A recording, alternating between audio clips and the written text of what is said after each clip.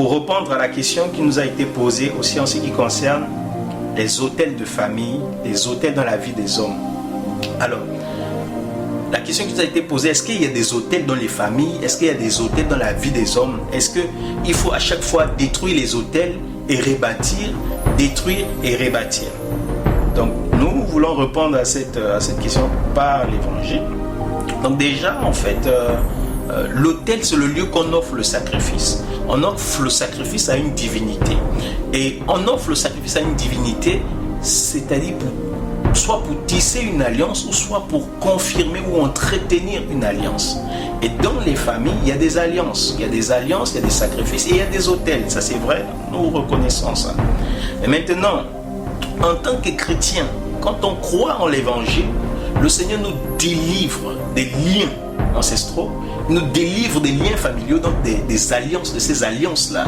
Nous délivre de ces alliances et nous n'avons pas d'autel de l'ennemi dans nos vies. Nous n'avons plus. Quand on a été délivré de la part du Seigneur, il n'y a plus d'autel de l'ennemi. Voilà. Et dans nos familles, il peut y avoir, si elles n'ont pas été affranchies. Mais justement, le Seigneur nous délivre afin qu'on prie pour nos familles, afin que le Seigneur les délivre.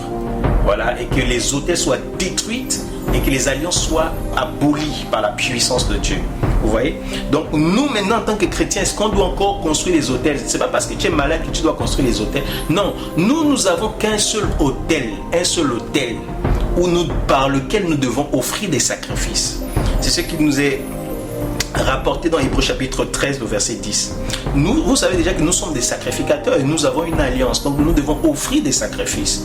Mais où est notre autel? L'Écriture nous dit dans Hébreux chapitre 13, le verset 10, nous avons un autel dont ceux qui font le sacrifice au tabernacle n'ont pas le pouvoir de manger.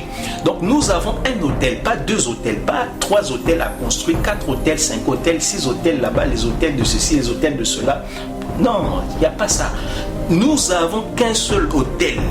Et cet autel-là, selon Hébreux chapitre 10, qu'on vient de lire là, qu'on continue la lecture, on descend, on nous parle de Christ. Et au verset 15, on nous dit, par lui offrons sans cesse à Dieu un sacrifice de louange. Donc on comprend que c'est par Christ qu'on a un autel et c'est par lui qu'on offre un sacrifice de louange. Et cet autel-là, comme il a dit, c'est Christ. On dit par lui offrons sans cesse à Dieu un sacrifice de louange, c'est-à-dire le fruit des lèvres, en confessant son nom. Donc lui là, c'est Christ. Il est l'autel de Dieu par lequel on peut offrir à Dieu les aliments. Et vous savez que le Seigneur a expliqué que l'autel sanctifie les aliments. Donc nos cantiques, nos prières, toute chose qui va à Dieu, elle n'est sanctifiée que quand ça passe par Jésus. C'est au moyen de Christ que toutes nos prières, nos sacrifices, nos louanges, notre corps, tout ça lui est agréable. C'est à cause de Jésus. C'est l'autel qui sanctifie l'aliment. Et c'est Christ qui nous sanctifie.